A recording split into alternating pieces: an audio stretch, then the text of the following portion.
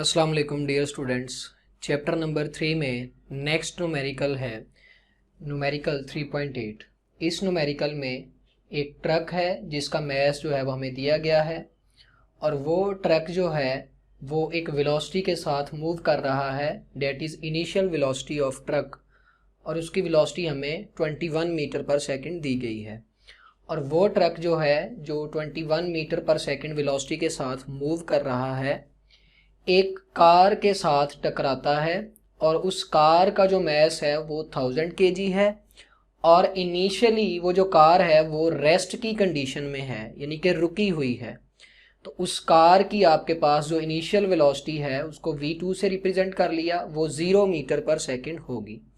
और हमसे कहा यह गया है कि कोलिजन के बाद हम कार और ट्रक की कॉमन वेलोसिटी को कैलकुलेट करें। तो स्टूडेंट्स, सबसे पहले हमें यह पता होना चाहिए कि कॉमन वेलोसिटी क्या होती है। तो याद रखिएगा, जब भी दो चीज़ों का आपस में कोलिजन होता है तो मैंने आपको बताया है या वो इलास्टिक कोलिजन होता है या इन इलास्टिक कोलिजन होता है। जब दो पार्टिकल्स का कोलिजन इन इलास्टिक हो तो वो टकराने के बाद एक दूसरे के साथ चिमट जाते हैं और उसके बाद इकट्ठे जो है वो मूव करते हैं। तो लेट्स सपोज ये आपके पास कार है और ये आपके पास ट्रक है। तो ट्रक एक वेलोसिटी के साथ आ रहा है और इस कार के साथ वो टकराता है जो इनिशियली रेस्ट की कंडीशन में है। तो जब ये ट्रक इसके साथ आके टकराता है तो ये दोनों इस तरह से जुड़ जाते हैं और इकट्ठे जो है वो इस तरह से मूव करना शुरू कर देते हैं। तो जब ये दोनों इकट्ठे मूव करेंगे तो इन दोनों की एक ही वेलोसिटी होगी आफ्टर कोलिजन, जिसे हम कॉमन वेलोसिटी कहते हैं। और हमने वही कॉमन वेलोसिटी जो है वो कैलकुलेट करनी है। तो students, law of conservation of linear momentum कहता है कि सिस्टम का इनिशियल मोमेंटम और सिस्टम का फाइनल मोमेंटम इक्वल होने चाहिए। तो इनिशियल मोमेंटम में आपके पास ट्रक का मोमेंटम आ जाएगा m1 v1 और साथ में कार का मोमेंटम आ जाएगा m2 v2, और फाइनल मोमेंटम को मैं लिखूंगा m1 v1 dash plus m2 v2 dash. यहाँ पे v1 डैश ट्रक की वेलोसिटी है आफ्टर कोलिजन और v2 डैश कार की वेलोसिटी है आफ्टर कोलिजन। और हमने अभी सीखा कि हम कॉमन वेलोसिटी निकालना चाहते हैं। तो इसका मतलब यहाँ से v1 डैश और v2 डैश का कॉन्सेप्ट ख़त्म हो जाएगा, दोनों की वेलोसिटी एक होगी, उसको मैं v से रिप्रेजेंट कर दूंगा। तो इन दोनों में से हमने v को कॉमन ले लिया। ये v हमारे पास कॉमन वेलोसिटी है कार और ट्रक की। यहाँ पे हमारे पास आ जाएगा m1 प्लस m2, हमें v चाहिए तो हम इस चीज़ को उठा के इस साइड पर ले आएंगे और ये m2 v2 जो है ये 0 होगा। वो इसलिए कि कार की इनिशियल वेलोसिटी 0 है, तो कार का इनिशियल मोमेंटम हमारे पास 0 होगा। तो m2 v2 की जगह 0 आ गया। हमें v चाहिए, ये वाली चीज़ जो है इधर, और इसको ला के हमने इधर डिवाइड कर दिया। अब m1 भी हमें दिया गया है, m2 भी हमें दिया गया है और v1 भी हमें दी गई है। तो जब हम ये वाली वैल्यूज़ जो हैं वो इस फार्मूला में पुट करेंगे तो हमारे पास कॉमन वेलोसिटी जो है वो 15 मीटर पर सेकंड आ जाएगी। नेक्स्ट न्यूमेरिकल नंबर 3.9, उसको स्टूडेंट्स हम चैप्टर नंबर 4 के न्यूमेरिकल्स में डिस्कस करेंगे। उसमें चैप्टर 4 के एक टॉपिक का कॉन्सेप्ट यूज़ होता है। उससे नेक्स्ट न्यूमेरिकल 3.10, उस न्यूमेरिकल में उसने आपको रेंज बताई होगी एक प्रोजेक्टाइल की। उसके बाद जी की वैल्यू 9.8 यूज़ करेंगे, एंगल थीटा भी उसने आपको बताया होगा और आपने ये वेलोसिटी वी आई फाइंड करना होगी। तो आप आर, जी और थीटा की वैल्यू पुट करके वी आई की वैल्यू को कैलकुलेट कर लेंगे। इससे नेक्स्ट न्यूमेरिकल हमारे पास है 3.11, जो कि इस चैप्टर का एक इम्पॉर्टेंट न्यूमेरिकल है। इस न्यूमेरिकल में स्टूडेंट्स हमारे पास एक ऑब्जेक्ट है जिसको ग्राउंड से 10 मीटर की हाइट पर जाके हॉरिजॉन्टल वेलोसिटी देकर फेंका है। हमने ये बात जो है ये प्रोजेक्टाइल मोशन में डिस्कस की है कि जब हम पार्टिकल को हॉरिजॉन्टल एक्सिस के पैरेलल वेलोसिटी देकर थ्रो करते हैं तो वो पार्टिकल जो है वो हॉरिजॉन्टल प्रोजेक्टाइल बन जाता है। तो हमने एक पार्टिकल को यहाँ से फेंका है, उसकी ये इनिशियल वेलोसिटी है और ये वेलोसिटी एक्स एक्सिस के पैरेलल है, लिहाजा उस पार्टिकल के पास इस पॉइंट पर सारी की सारी वेलोसिटी हॉरिजॉन्टल होगी। और इस पॉइंट पर जब हम पार्टिकल को फेंकते हैं तो उसकी इनिशियल वर्टिकल वेलोसिटी जो है वो 0 होती है, क्योंकि हम उसको सारी वेलोसिटी एक्स एक्सिस की डायरेक्शन में दे रहे हैं। तो हाइट जो है वो उसने आपको बताई है कि कितनी हाइट से जाके फेंका है, डेट इज 10 मीटर, उसको मैंने y से रिप्रेजेंट कर लिया है। इनिशियल हॉरिजॉन्टल वेलोसिटी आपके पास ये आ जाएगी और इनिशियल वर्टिकल वेलोसिटी जो है वो 0 है। हमने कैलकुलेट क्या करना है, ये ऑब्जेक्ट जो है यहाँ से इस ट्रेजेक्ट्री को फॉलो करके इस पॉइंट पर आके गिरता है और हम यहाँ से लेकर ये वाला डिस्टेंस जो है ये निकालना चाहते हैं, और दूसरा हम इस पार्टिकल की ड्यूरिंग मोशन किसी भी पॉइंट पर वेलोसिटी निकालना चाहते हैं। तो लेट्स सपोज आप अगर इस पॉइंट पर उसकी वेलोसिटी निकालना चाहते हैं तो उसकी वेलोसिटी का एक कंपोनेंट होगा ये वाला जो कि VIX होगा, और एक कंपोनेंट होगा ये वाला जो कि VFY होगा। इनिशियल वर्टिकल वेलोसिटी यहाँ पे 0 थी, उसके बाद पार्टिकल नीचे को आएगा, फोर्स ऑफ ग्रेविटी की वजह से उसकी वर्टिकल वेलोसिटी में चेंज आएगा। लेकिन हमने टॉपिक में डिस्कस किया कि प्रोजेक्टाइल की हॉरिजॉन्टल वेलोसिटी में ड्यूरिंग मोशन कोई भी चेंज नहीं आता, क्योंकि हॉरिजॉन्टल डायरेक्शन में कोई भी फोर्स नहीं लगती। लिहाजा VIX को मैं VFX भी कह सकता हूँ। तो हम यहाँ से ये वाली वेलोसिटी जो है VFX और दूसरा ये वाली वेलोसिटी जो है VFY, इन दोनों को यूज़ करके यहाँ पे हमारे पास जो रिजल्टेंट वेलोसिटी आएगी इस डायरेक्शन में, हमने वो v कैलकुलेट करनी है। तो हमें एक डिस्टेंस चाहिए, दूसरा हमें वेलोसिटी चाहिए। डिस्टेंस निकालने के लिए बेटा मैंने स्पीड वाला फार्मूला यूज़ किया। स्पीड होती है डिस्टेंस बाय टाइम। अब हम हॉरिजॉन्टल डिस्टेंस निकालना चाहते हैं तो डिस्टेंस को मैंने x से रिप्रेजेंट कर लिया, डिवाइड में आपके पास आ जाएगा टाइम। एक बात मैंने आपको टॉपिक में बताई थी कि अगर आप हॉरिजॉन्टल डिस्टेंस निकालना चाहते हैं तो आप हॉरिजॉन्टल वेलोसिटी यूज़ करेंगे, क्योंकि हॉरिजॉन्टल वेलोसिटी का ताल्लुक हॉरिजॉन्टल डिस्टेंस के साथ होता है और वर्टिकल वेलोसिटी का ताल्लुक वर्टिकल डिस्टेंस के साथ होता है। तो हम हॉरिजॉन्टल डिस्टेंस चाहते हैं तो यहाँ पे मैं VIX जो है उसको यूज़ करूँगा, यानी वेलोसिटी का x कंपोनेंट यूज़ करूँगा। तो x यहाँ से हमारे पास आ जाएगा, ये t इधर जाके मल्टीप्लाई हो जाएगा, तो ये x का फार्मूला आ जाएगा। अब हमें x निकालने के लिए VIX चाहिए जो कि दिया गया है, लेकिन हमारे पास टाइम t मौजूद नहीं है कि हम किस वक्त जो है वो डिस्टेंस निकालना चाहते हैं, किस पॉइंट पर डिस्टेंस निकालना चाहते हैं। उसके बाद वेलोसिटी अगर हम इस पॉइंट पर निकालना चाहते हैं तो वो वर्टिकल कंपोनेंट और हॉरिजॉन्टल कंपोनेंट उनके स्क्वायर करके ऐड करूंगा और स्क्वायर रूट ले लूँगा। ये वेलोसिटी की मैग्नीट्यूड का फार्मूला मैंने लगाया है। किसी भी वेक्टर की मैग्नीट्यूड निकालनी हो तो उसके y कंपोनेंट और x कंपोनेंट का स्क्वायर करते हैं, उनको ऐड करते हैं और उनका स्क्वायर रूट ले लेते हैं। तो यहाँ पे हमें जो है वो VFY चाहिए, VFX जो है वो तो यही होगा VIX। VFY हम इस इक्वेशन से निकालेंगे, फर्स्ट इक्वेशन ऑफ मोशन से। फर्स्ट इक्वेशन ऑफ मोशन है VF is equal to VI plus AT। तो पार्टिकल स्टूडेंट्स नीचे को आ रहा है और फोर्स ऑफ ग्रेविटी भी नीचे को है, लिहाजा VF is equal to VI plus AT में जो A है वो प्लस G के इक्वल आ जाएगा, क्योंकि पार्टिकल भी नीचे को आ रहा है।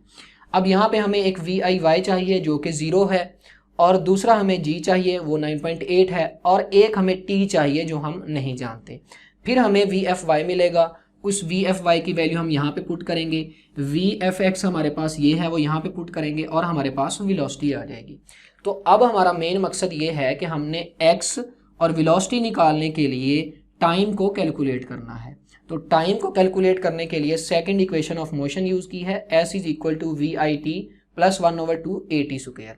पार्टिकल नीचे को आ रहा है तो a is equal to G होगा। तो इसी इक्वेशन में मेरे पास VI जो है वो VIY आ जाएगी, क्योंकि हम वर्टिकल वेलोसिटी का कंपोनेंट निकालना चाहते हैं। तो VIY और इस S को मैं डिस्टेंस को वर्टिकल डिस्टेंस ले लूँगा जो कि y है। वर्टिकल डिस्टेंस का ताल्लुक वर्टिकल वेलोसिटी के साथ होता है, यह भी आपको थोड़ी देर पहले बताया। तो इस फार्मूला में स्टूडेंट्स y हमारे पास जो है वो 10 मीटर है, उसकी वैल्यू पुट की। इनिशियल वर्टिकल वेलोसिटी हमारे पास 0 है, ये t वैसे ही आ जाएगा, प्लस 1/2 G की वैल्यू 9.8 पुट कर दी और ये t स्क्वायर वैसे ही आ गया। 9.8 को 2 पे डिवाइड किया तो 4.9 आ जाएगा। ये 4.9 जो है ये इधर आके डिवाइड हो जाएगा और इधर t स्क्वायर बच जाएगा। तो मैंने लिखा t स्क्वायर इक्वल्स 10/4.9। इसको सॉल्व किया तो ये 2.04 आएगा। इधर t स्क्वायर है, हमें t चाहिए तो दोनों साइड पे स्क्वायर रूट ले लेंगे, तो हमारे पास t की वैल्यू आ जाएगी 1.4 सेकेंड। अब ये टाइम की वैल्यू मैं इस फार्मूला में पुट करूंगा तो मुझे x मिल जाएगा।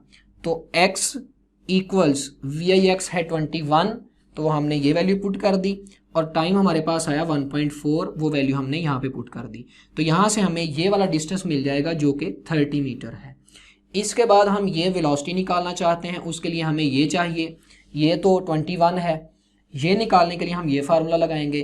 तो इस फार्मूला में स्टूडेंट्स हमारे पास VIY जो है वो 0 हो जाएगा, प्लस हमारे पास आ जाएगा 9.8 और साथ में ये t हमने अभी निकाला है 1.4।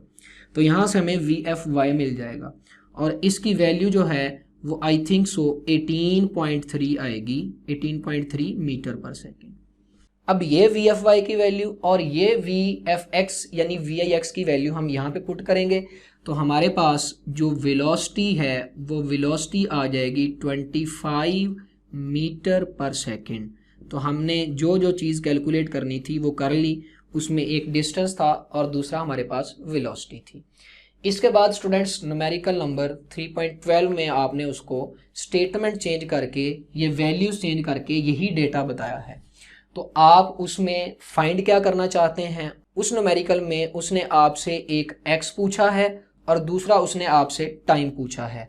तो आप टाइम निकालने के लिए सेकंड इक्वेशन लगाएंगे, वैल्यूज इसी तरह डेटा दिया हुआ है, वैल्यूज चेंज की हैं उसने, और t निकालने के बाद आप इस फार्मूला को यूज़ करके x निकाल लेंगे।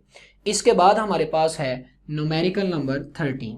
न्यूमेरिकल नंबर 13 में स्टूडेंट्स वो कहता है कि हमने एक पार्टिकल को प्रोजेक्ट करना है। लेट्स सपोज हमारे पास ये y एक्सिस है और ये x एक्सिस है। यहाँ से हम एक पार्टिकल को प्रोजेक्ट करते हैं और उसका पाथ कुछ ऐसा है। तो ये हमारे पास उसकी रेंज आ जाएगी और ये हमारे पास जो है वो हाइट आ जाएगी। तो स्टूडेंट्स वो कहता है कि हम ये वाला एंगल फाइंड करेंगे, एंगल थीटा, और इस एंगल थीटा की वो वैल्यू फाइंड करेंगे जिस पर इस प्रोजेक्टाइल की रेंज और इसकी हाइट जो है वो दोनों इक्वल होंगी। तो हाइट और रेंज इक्वल होंगी, इसके लिए हमने ये थीटा फाइंड करना है। तो स्टूडेंट्स हाइट का फार्मूला हमारे पास ये है VI² sin स्क्वायर थीटा, और रेंज का फार्मूला हमारे पास ये है। यहाँ से sin 2 थीटा का फार्मूला हमने लिख दिया 2 sin थीटा cos थीटा। ये मैंने आपको टॉपिक में बताया था कि sin 2 theta 2 sin theta cos theta के इक्वल होता है, ट्रिग्नोमेट्री का एक फार्मूला है। ये sin थीटा जो है ये इधर आके डिवाइड हो जाएगा, ये है sin स्क्वायर थीटा, ये sin थीटा इधर आके डिवाइड हो गया और ये 2 उधर जाके मल्टीप्लाई हुआ तो 2 × 2 हमारे पास 4 आ गया।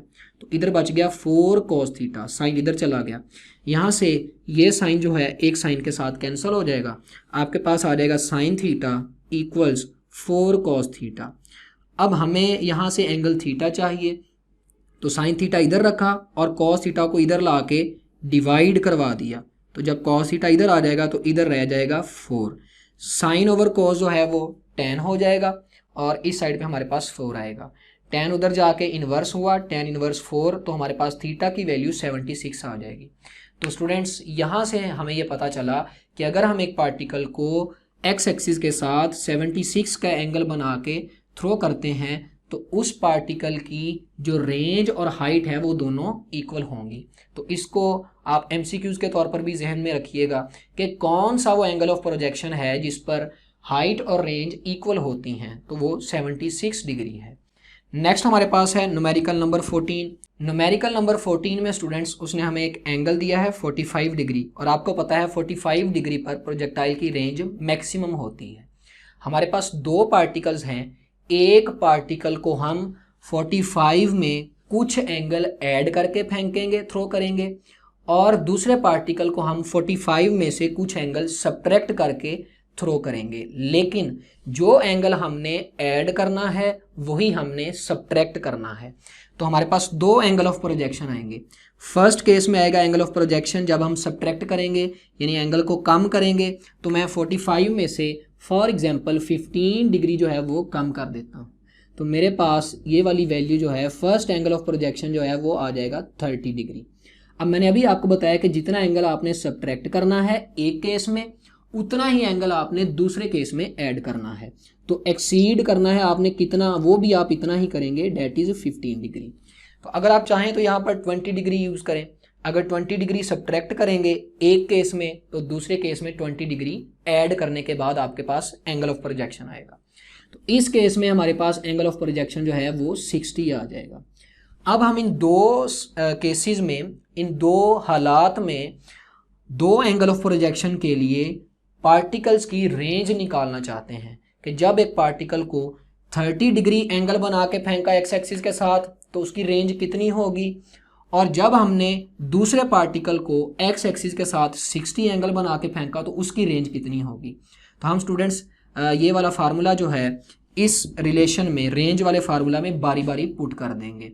तो वहाँ से हमें ये पता चलेगा कि जब हम एंगल में से कोई एक ख़ास वैल्यू सब्ट्रैक्ट करते हैं एक केस में और वही वैल्यू दूसरे केस में ऐड करते हैं तो दोनों केसेस में हमारे पास पार्टिकल्स की रेंज जो है वो इक्वल आती है। तो इस केस में दोनों पार्टिकल्स की रेंज जो है वो इक्वल होगी। इस चैप्टर के न्यूमेरिकल्स का जवाब निकालने के लिए स्टूडेंट्स कैलकुलेटर का आपको इस्तेमाल सही करना आना चाहिए। तो मैं आपको एक कैलकुलेटर को यूज़ करने के लिए तरीकाकार बता देता हूं जो कि एक आसान तरीका है। लेट्स सपोज हमने न्यूमेरिकल नंबर 7 किया था, उसमें हमारे पास कुछ रीडिंग्स थी 2 और ये मल्टीप्लाई हो रहा था 9.1 multiply by 10 raise to power -31 के साथ, और ये फैक्टर यहाँ पर एक और फैक्टर से मल्टीप्लाई हो रहा था, उसकी वैल्यू शायद थी 1.27। मैं सपोज कर लेता हूँ कि वो वैल्यू थी ये वाली, और डिवाइड में हमारे पास था 9.1 multiply by 10 raise to power -31 और इसमें हमने ऐड करना था 1.67 multiply by 10 raise to power -23। अब स्टूडेंट्स इस पूरे रिलेशन को, इन तमाम वैल्यूज़ को आपने कैलकुलेटर पे कैसे सॉल्व करना है। तो आप कैलकुलेटर में लिखते वक्त ये बात जहन में रखिएगा कि पहले आप पूरे न्यूमिनेटर को सॉल्व करेंगे, उसके बाद पूरे डिनोमिनेटर को सॉल्व करेंगे। फॉर एग्जांपल न्यूमिनेटर को सॉल्व करने के बाद आपके पास एक आंसर आएगा, उसको मैं आंसर 1 कह देता हूँ, और एक आपके पास जो है वो डिनोमिनेटर को सॉल्व करने के बाद आएगा, उसको मैं आंसर 2 कह देता हूँ। इन दोनों को आप डिवाइड करेंगे तो आपके पास आंसर आ जाएगा न्यूमेरिकल का। अब इसको आपने लिखना कैसे है कैलकुलेटर पर। स्टूडेंट्स आप 2 लिखेंगे, उसके बाद आपको ब्रैकेट एक मिलेगी कैलकुलेटर पर, ये वाली छोटी ब्रैकेट, आप इसको स्टार्ट करेंगे। ये मल्टीप्लाई वाला साइन डालें या ना डालें कोई इशू नहीं है। ये वाली वैल्यू लिखने के बाद आप यहाँ पर ब्रैकेट को बंद कर देंगे। फिर ये मल्टीप्लाई वाला साइन है, अगर आप साइन डालें तो ठीक है, नहीं डालेंगे तो आगे नई ब्रैकेट आ जाएगी। तो इस वाली वैल्यू को लिखने के लिए आप फिर ब्रैकेट शुरू करेंगे और उस ब्रैकेट को यहाँ पे क्लोज कर देंगे। तो आप इस पूरी चीज़ को कैलकुलेटर पर ऐसे जब लिखेंगे तो आपके पास आंसर 1 आ जाएगा। नीचे जब आपने इनको ऐड करना है तो आप पहली वैल्यू लिखने से पहले ब्रैकेट डालेंगे, फिर यहाँ पर वैल्यू कंप्लीट हुई ब्रैकेट बंद करेंगे, दरमियान में एडिशन का साइन, यहाँ पर तो मल्टीप्लाई हो रहे थे इसलिए मैंने बोला था कि मल्टीप्लाई का साइन डालें या ना, वो ब्रैकेट्स हैं तो मल्टीप्लाई हो जाएंगे। यहाँ पे आप ऐड करना चाहते हैं तो इस वैल्यू की ब्रैकेट ये शुरू होगी और यहाँ पर बंद हो जाएगी। तो नीचे वाले का आपके पास जो है वो अलहदा आंसर आ जाएगा। फ़र्ज़ करें ऊपर वाले का आंसर आपके पास आता है 3.64 multiply by 10 raise to power -23 और डिवाइड में आपके पास इनको ऐड करने के बाद आंसर आता है 1.67 multiply by 10 raise to power -27। अब आपने इनको डिवाइड करना है तो आप कैलकुलेटर पर कैसे डिवाइड करेंगे। आप स्टूडेंट्स ये वाली रीडिंग लिखेंगे कैसे, ब्रैकेट शुरू 3.64 multiply by 10 raise to power -23, ये ब्रैकेट बंद करेंगे, यहाँ पे आप डिवाइड का साइन डालेंगे और आगे ब्रैकेट शुरू करके आप ये वाली वैल्यू लिख के ब्रैकेट को बंद कर देंगे। उससे आपके पास इस पूरी चीज़ का जो आंसर है वो आ जाएगा।